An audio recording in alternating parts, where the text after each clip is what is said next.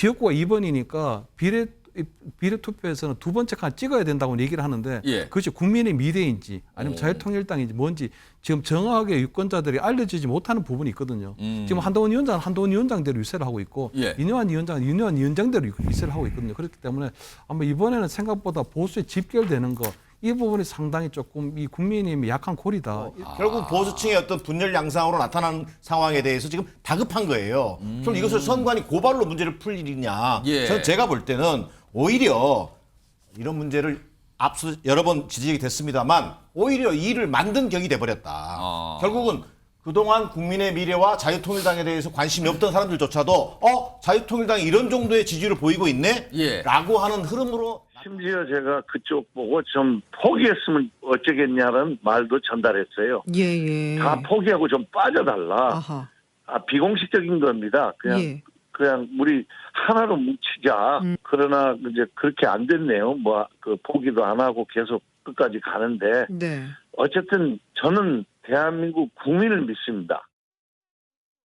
국민의 미래야말로 자유통일당의 선거를 방해하지 마시기 바랍니다. 보수의 맏형격인 국민의 미래는 제 밥그릇 챙기기에 급급해 적군과 아군도 구분 못하고 있으니 참으로 한심할 따름입니다. 피와 식별이 안 되면 전쟁에서는 필패입니다. 자, 28 청춘. 이 논란처럼 비춰지고 한쪽에 걱정하고 뭐 이런데 화면도 정리했습니다. 보이시죠? 여기 보시면요. 인요한 국민의 미래 선대위원장. 그러니까 국민의 미래는 국민의 당이 만든, 국민의 힘이 만든 위성정당, 비례대표 위성정당이잖아요. 이와 관련해서 지금 자유통일당의 28 청춘구 어떻게 보십니까? 지금 국민의힘은 지역구에서 2번이고요. 자유통일당이 비례대표 순번에서 8번이에요. 이걸 지금 같이 엮은 건가요? 그러니까 인요한 위원장은 이렇게 얘기합니다. 선관위에 고발 조치 났습니다. 28 청춘 찾고 계시는 거. 국민의 미래가 4번인데 이거 혼선 주려고 28 청춘 외치는 것 같다. 이렇게 의심을 합니다. 고발한다. 고발 조치. 이렇게까지 나왔습니다. 정혁신 변호사? 네네. 그러면은 지금 여당의 28 청춘에서는 자유통일당이 등장을 하는 표현이에요. 네네. 이게 야권 측에서 민주당에서 지금 걱정하는 게 지민비조잖아요. 이거하고 지금 비슷한 맥락으로 가는 겁니까 그러면은? 비슷한 측면이 있는데 결정적으로 다르죠. 왜냐하면 지민비조는 비조지민이 됐잖아요.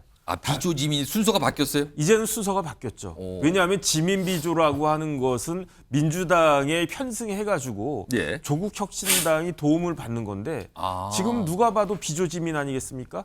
민주당이 지금 지지율이 이만큼 상승한 곳에는 조국혁신당의 역할이 굉장히 큰데 예. 그런 역할을 자유통일당인가요? 여기서 하는 것은 전혀 아니니까 그러니까 오히려 비조지민의 효과는 전혀 없이 오히려 국민의 미래의 다 그 의석을 빼앗아가는 것이 아니냐. 일단은 그런 생각을. 자유통일당은 사실은 정치권에서 흔히 받는 평가는 강성 보수 성향으로 통하거든요. 그렇죠. 그러니까 예컨대 이제 그 국민의 미래 쪽에서는 예. 뭐 2판 4판 이렇게 이야기할 수도 있는데 예. 2번 4번이니까. 2판 4판입니까 그 표현은? 그런데 28 청춘도 나쁘지 않은 조호 같아요. 머리 귀에 그냥 쏙쏙 들어오지 않습니까? 예. 그다음 또 거기에 대해서 왜 이가 들어가냐? 28 청춘이니까 우리는 젊은이들 공략하겠다. 이렇게 뭐 말도 만들어낼 수 있고 28 청춘 제가 봤을 때 잘 만들어낸 것 같고요.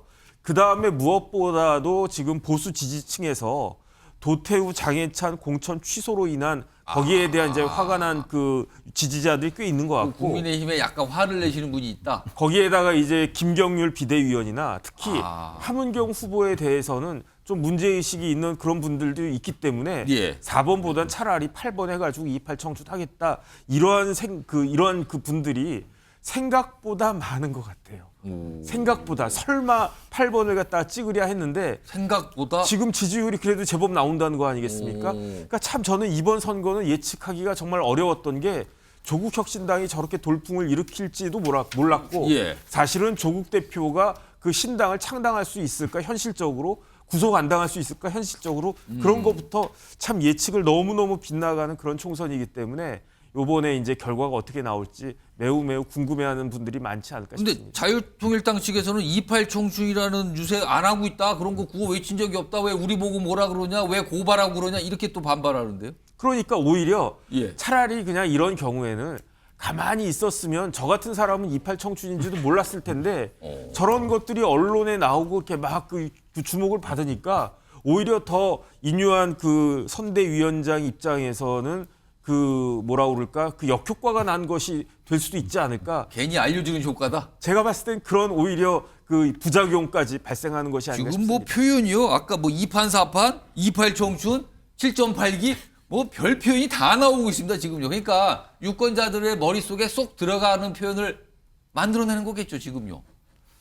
이런 상황에서 아까 잠시 말씀하셨는데 지지율 좀 보겠습니다. 비례정당 지지율입니다. 여기 보시면 그래프가 높게 들어간 거는 뭐 많이 보셨을 거예요.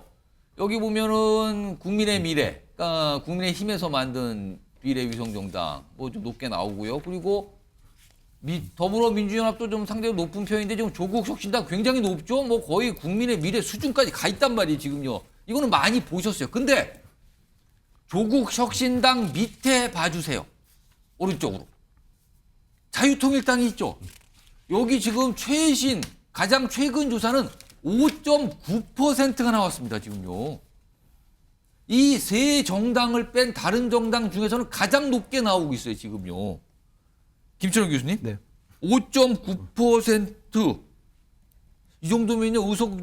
만약에 득표율이 진짜 선거에 저런다면 꽤 가져가게 되는데 아까 조혁진 변호사가 잠깐 말씀하셨는데 약간 국민의힘에 대해서 약간 맞습니다. 뭐 그냥 화를 내시는 분들 또 일각에서는 자유통일당이 지금 여당 소속인 줄 알고 착각해서 또 이렇게 지지하신 분도 있는 거 아니냐 이런 시각까지 있거든요. 이거 어떻게 봐야 됩니까? 일단 이 그 숫자? 자유통일당이 정광훈 목사 이끄는 당이거든요. 예. 그래서 지난 21대 때는 3%가 안 나왔었습니다. 그러니까 3% 봉쇄 조항에 걸려서 한석도 못 얻었는데 이번에 보면 자유통일당이 저렇게 조금 지지율이 나오는 이유는요. 첫째 두 가지인데 하나는 지금 그 이 국민의힘의 판세가 상당히 조금 이틀 남겨놓고 상당히 어렵다고 하는 이유 중에 하나가 어떤 민주당이 내세운 반윤 연대에 맞서서 예. 어떤 보수 연대를 지금 못 만들고 있는 상황이 있거든요. 그러다 보니까 지금 요번에 어떻게 보면 우리 보수 그러니까 국민의힘을 지지하는 강성 보수층의 주장에서는 보면 이번에 대구의 도태우 변호사가 공천 취소된 부분에 있어서 굉장히 좀 실망감을 느낀 강성 보수층이 조금 빠져나갔다. 예. 거기서 이제 자유통일당을 조금 많이 지지한다는 그런 부분이 좀 있는 것 같고요. 두 번째는 조금 이 전략상으로 좀 문제가 있는 게 지난 21대 총선 때는 미래통합당의 황교안 대표하고 그때 자매정당이었던 우리 그때 이 미래통합당하고 해서 예. 그때 원유철 대표하고 서로 합동 유세를 하면서 우리가 미는 자매정당이 어디다 하는 게 분명했는데 지금 같은 경우에는 지금 유세를 봐도 인요한 위원장하고 또는 한동훈 위원장이 함께하거나 그러니까 국민의 미래에 이 자매정당이 어디다고 하는 국민의 미래로 한 부분이 지금 한동훈 어필이 안 되고 있거든요. 비대위원장과 인요한 위원장이 같이 뭔가 호소하거나 이런 모습이 거의 안 보인다 잘. 국민의 미래, 국민의힘의 자매정당이 국민의 미래인지 예. 자유통일당인지 정확하게 지금 잘 모르고 있는 혼동하시는 상황이에요. 분도 있을 수 있다. 그러니까 지역구가 2번이니까 비례 투표에서는 두 번째 칸 찍어야 된다고 얘기를 하는데 예. 그것이 국민의 미래인지 아니면 자유통일당인지 뭔지 지금 정확하게 유권자들이 알려지지 못하는 부분이 있거든요. 지금 한동훈 위원장은 한동훈 위원장대로 유세를 하고 있고 예. 인요한 위원장은 인요한 위원장대로 유세를 하고 있거든요. 그렇기 때문에 아마 이번에는 생각보다 보수에 집결되는 거 이 부분이 상당히 조금 이 국민의힘이 약한 골이다 이렇게는 좀 보이는 부분이 있죠. 정기랑 교수님께서는요. 이거 좀 다 정리 좀 해서 사실 지민 비조나 28 청춘이나 이거 정말 이상한 현상 아닙니까? 사실은 엄격히 말하면은요. 결국 위성정당을 이렇게 만들어낸 위성 정당이 등장함으로써 비례용 정당이 등장하면서 발생하는 일 아닙니까? 그렇습니다. 위성정당이라고 하는 것이 반드시 만들어지지 않았어야 됨에도 불구하고 여야가 결국은 현실 정치 당장의 당리당략에만 집착하면서 결국은 위성정당이라고 하는 그런 어떤 태어나지 말아야 될 것을 만들다 보니까 이런 웃지 못할 일들이 벌어지는데요. 엉뚱한 뭐 약간 어부지리처럼 같은 가는 상황 같기도 그렇습니다. 하고. 근데 선거 운동 과정에서요. 지민 비조가 처음 나왔을 때 아까 뭐 비조 지민 얘기도 했습니다만 지민 비조가 나왔을 때 민주당에서 이를테면 조국혁신당을 선관위에 고발하고 그랬습니까? 결국은 무슨 얘기냐면요.